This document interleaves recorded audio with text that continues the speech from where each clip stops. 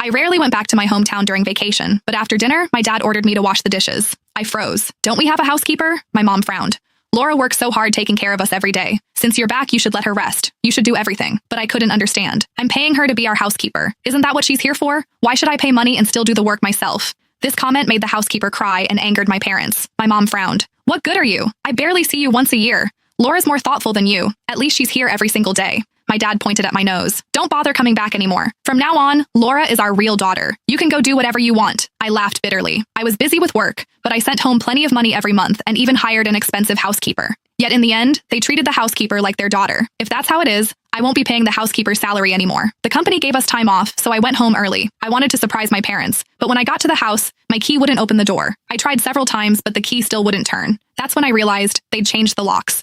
With no other choice, I pulled out my phone and called my mom. It rang several times before she picked up. I could hear the bustling sounds of shopping in the background, along with my mom's voice. Hello, Charlotte. Why are you calling all of a sudden? Mom, I'm home, standing outside. Why was the lock changed? I can't get in. My mom paused for a few seconds before answering slowly. Oh, you're back? Your dad, Laura, and I are out shopping. Just wait by the door for a bit. We'll be back soon. Before I could say anything else, she hung up. I stood in the hallway with my suitcase, waiting for a full hour. Finally, I heard footsteps in the corridor. I looked up and saw my parents walking ahead with the housekeeper Laura squeezed between them. Her right hand was linked affectionately with my mom's arm, and her left hand carried shopping bags for my dad. The three of them were laughing and chatting like a family of three.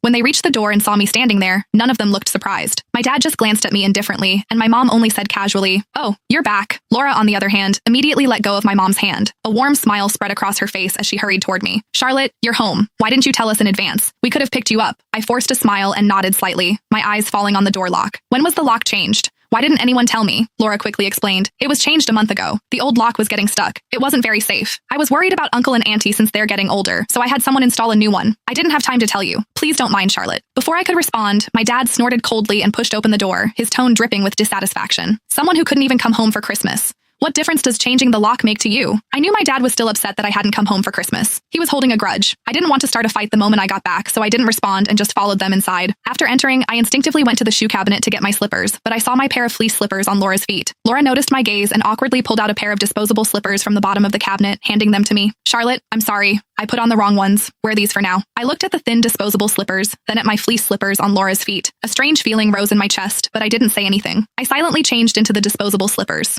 After dinner, I just sat down to rest and recover from the long journey when my dad pointed at the dining table. "Go wash the dishes." I stood there, stunned, and instinctively replied, "Don't we have a housekeeper?" My mom immediately frowned, put down her water glass, and gave me a stern look. "Laura works so hard taking care of us, cooking, cleaning, exhausting herself all day long. Now that you're back, let her rest. What's wrong with you washing some dishes?" "I'm exhausted from work too," I said, looking at them in confusion. "I work overtime every day."